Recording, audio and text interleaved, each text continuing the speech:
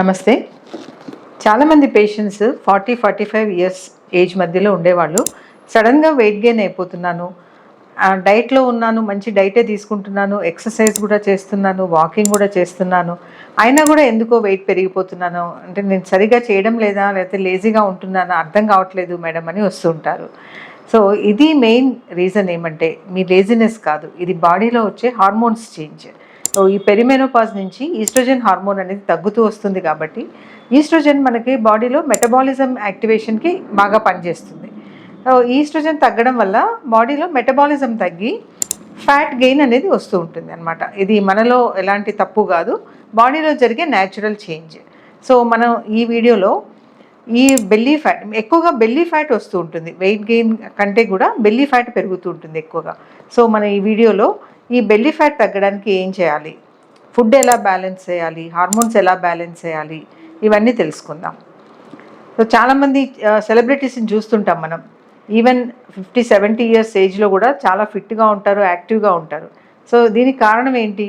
వాళ్ళు ఏదో special foods తీసుకుంటారేమో అందుకే అలా ఉంటారేమో అని అనుకుంటాం.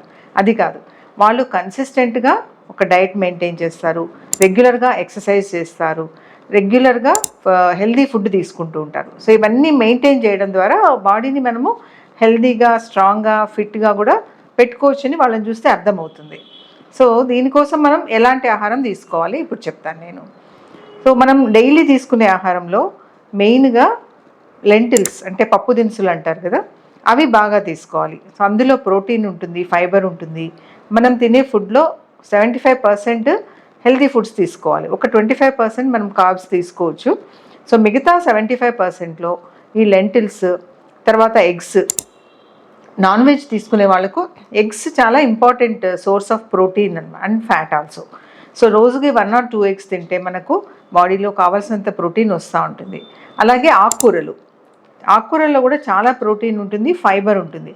అది కూడా మన బాడీ యాక్టివిటీకి, బాడీ స్ట్రెంగ్త్కి చాలా యూజ్ అవుతాయి. సో నాన్ వెజ్ తినే వాళ్ళైతే ఫిష్ చాలా important source of protein and energy.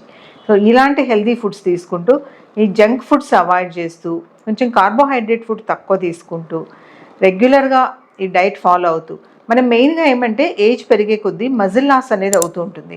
So ఆ మజిల్ని మనం స్ట్రెంగ్తీగా పెట్టుకోవడానికి ప్రోటీన్ మెయింటైన్ చేయడం అనేది చాలా ఇంపార్టెంట్. మనకి చాలామంది డైట్స్లో ప్రోటీన్ చాలా తక్కువగా తీసుకుంటాం మనకు తెలియకుండానే. సో మనం తీసుకునే డైట్లో 3 పూట్ల కూడా ప్రోటీన్ అనేది కంపల్సరీగా ఉండాలి. సో ఒక బాడీ వెయిట్లో 1 kgకి 1.2 grams ఆఫ్ ప్రోటీన్ అనేది కంపల్సరీ. సపోజ్ 50 grams వెయిట్ ఉన్నారంటే 50 to 55 grams of protein per day తీసుకోవాలి కంపల్సరీగా. సో ఫుడ్లోనే మనం కంప్లీట్గా తీసుకోలేకపోతున్నాము అని అనుకున్నప్పుడు సప్లిమెంట్స్కి వెళ్ళొచ్చు. సో ప్రోటీన్ సప్లిమెంట్స్ చాలా దొరుకుతున్నాయి, బట్ కంప్లీట్గా వాటి మీదే డిపెండ్ అవ్వకూడదు. ఫుడ్తో పాటుగా ఒక పోర్షన్లో ఆ పౌడర్ అనేది యూజ్ చేయొచ్చు. సో ఇలాంటి హెల్దీ ఫుడ్స్ తీసుకోవడం ద్వారా మన బాడీ మనం ఎప్పటికి కూడా హెల్దీగా, ఫిట్గా ఉండడం మన చేతుల్లోనే ఉంది. Thank you.